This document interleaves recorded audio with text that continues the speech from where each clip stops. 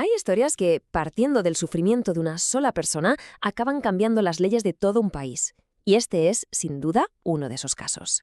Una odisea médica terrible que llegó hasta la Suprema Corte de México y que al final redefinió por completo la relación entre médicos y pacientes. La protagonista de esta historia es una paciente, a la que vamos a llamar Dolores para proteger su identidad. Su calvario, porque no se puede llamar de otra forma, empieza en 2007. Buscaba una solución para un dolor crónico y acabó atrapada en un lío de diagnósticos que no hacían más que contradecirse. Al final la sometieron a una cirugía muy seria que, lejos de curarla, le provocó complicaciones gravísimas que casi le cuestan la vida. Y ahí es cuando empezó su batalla legal. Para entender bien el alcance de este caso, vamos a seguir su recorrido. Empezaremos con la historia de la paciente. Después escucharemos qué argumentaron los médicos en su defensa y analizaremos ese choque de trenes que llegó a la Suprema Corte. Luego veremos el veredicto, el nuevo estándar de atención que se creó y, lo más importante, por qué esta decisión nos afecta a todos.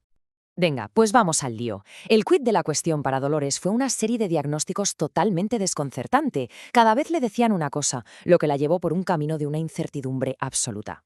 Fíjense, es que el caos salta a la vista. Cada documento oficial decía una cosa distinta. Primero que si tiflitis, luego que si enfermedad diverticular, incluso llegaron a hablar de colitis ulcerosa. La justificación para hacerle una hemicolectomía, que es una operación muy seria donde te quitan parte del colon, iba cambiando sobre la marcha. Es fácil ponerse en la piel de la paciente e imaginar la confusión y la vulnerabilidad. Claro, con todo esto sobre la mesa, el primer organismo que revisó el caso, la Comisión Nacional de Arbitraje Médico, llegó a una conclusión que parecía demoledora. Los médicos habían cometido mala praxis. La cirugía sencillamente no estaba justificada. Pero como se imaginan, la historia no acabó aquí. Y ahora, claro, toca ver la otra cara de la moneda. Los médicos, al ser declarados culpables de negligencia, no se quedaron de brazos cruzados, ni mucho menos. Basaron toda su defensa en un principio que es fundamental en su profesión. Su argumento principal era en esencia este. Oiga, somos profesionales, tenemos la autonomía para tomar decisiones clínicas según nuestra experiencia, sentían que se estaba poniendo en duda su criterio y sobre todo su libertad para elegir el tratamiento que ellos creían que era el mejor. Y este concepto, ojo, tiene un nombre legal. Se conoce como libertad prescriptiva. Es un principio que básicamente reconoce que la medicina no siempre es blanco o negro y que los médicos necesitan cierto margen de maniobra para actuar. Es su derecho a elegir la terapia que a su juicio más va a beneficiar al paciente. Y fue con este argumento con el que llegaron hasta el tribunal más alto del país.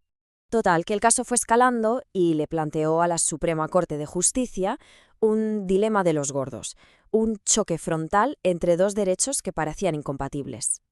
El conflicto estaba clarísimo.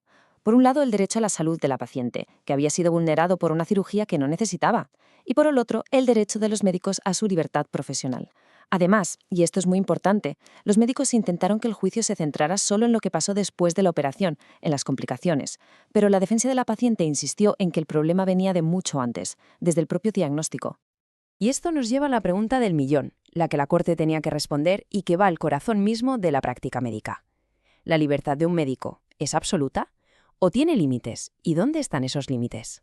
Y aquí es donde este caso se convierte en historia del derecho. La primera sala de la Suprema Corte tomó una decisión que, literalmente, cambió las reglas del juego para siempre. Lo que hizo la Corte fue coger ese concepto de libertad prescriptiva y por primera vez ponerle unos límites muy claros. Primero, no es un cheque en blanco. La decisión de un médico no puede ser arbitraria. Segundo, su única finalidad tiene que ser siempre el bienestar del paciente. Y tercero, y esto es clave, el acto médico es un todo. Hay que evaluarlo desde el principio, desde el diagnóstico, hasta el final. No se pueden analizar solo las partes que interesen. Pero esperen, que la cosa no se quedó ahí. La Corte fue un paso más allá y se metió en un tema que hasta ese momento era bastante ambiguo, sobre todo en lo que respecta a la sanidad privada. Es que esta frase es potentísima. Lo que la Corte dijo aquí es que los derechos humanos, como el derecho a la salud, no son solo algo que el Estado deba cumplir, también se aplican en las relaciones entre privados, es decir, entre un paciente y un médico o un hospital privado. Vamos, que un hospital no puede decir, como soy una empresa privada, los derechos fundamentales no van conmigo. Pues no, sí que van. Bien. Con estas nuevas reglas sobre la mesa, la Corte ayudó a consolidar una forma mucho más objetiva de decidir si lo que hizo un médico estuvo bien o mal. Y aquí entran en juego las guías de práctica clínica. ¿Qué son? Pues para que nos entendamos, son como el manual de buenas prácticas de la medicina. Documentos basados en ciencia que dan recomendaciones sobre cómo tratar enfermedades concretas. No son una ley que haya que seguir a rajatabla, pero sí son una referencia fundamental. En el fondo, estas guías lo que hacen es poner por escrito lo que en el mundo del derecho se conoce como la lex artis. Pensemos en ello como el estándar de calidad de la profesión, el conjunto de prácticas que la comunidad médica considera correctas y adecuadas en un momento determinado. Es un punto de referencia objetivo para evaluar si un médico ha actuado bien. Y claro, volviendo al caso de Dolores, esto fue la puntilla. La guía oficial para la enfermedad diverticular, que fue el diagnóstico final, confirmaba lo que ya se sospechaba. Para un caso no complicado, el tratamiento era con medicamentos, no una cirugía. La operación fue, desde un punto de vista objetivo, innecesaria. Entonces, ¿con qué nos quedamos de todo esto? ¿Por qué la historia de Dolores sigue siendo tan importante a día de hoy? ¿Cuál es su legado? Pues miren, esta sentencia dejó varias cosas meridianamente claras. Primero, que los hospitales y médicos privados tienen que respetar los derechos humanos.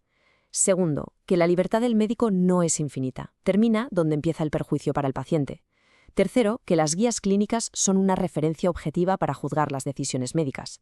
Y por último, confirmó dos ideas clave: que operar sin necesidad es mala praxis y que para saberlo hay que mirar todo el proceso, diagnóstico incluido. Y ojo, que esto no fue solo una victoria moral o una discusión teórica. Tuvo consecuencias económicas muy reales. A los médicos se les condenó a pagar más de $500,000 para cubrir todos los gastos médicos que su negligencia había provocado.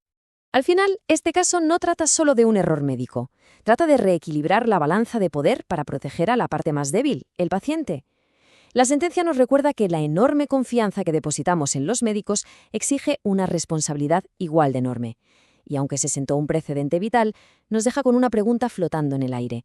¿Cómo nos aseguramos de que cada decisión, en cada consulta, cada día, se tome pensando única y exclusivamente en el bienestar de la persona?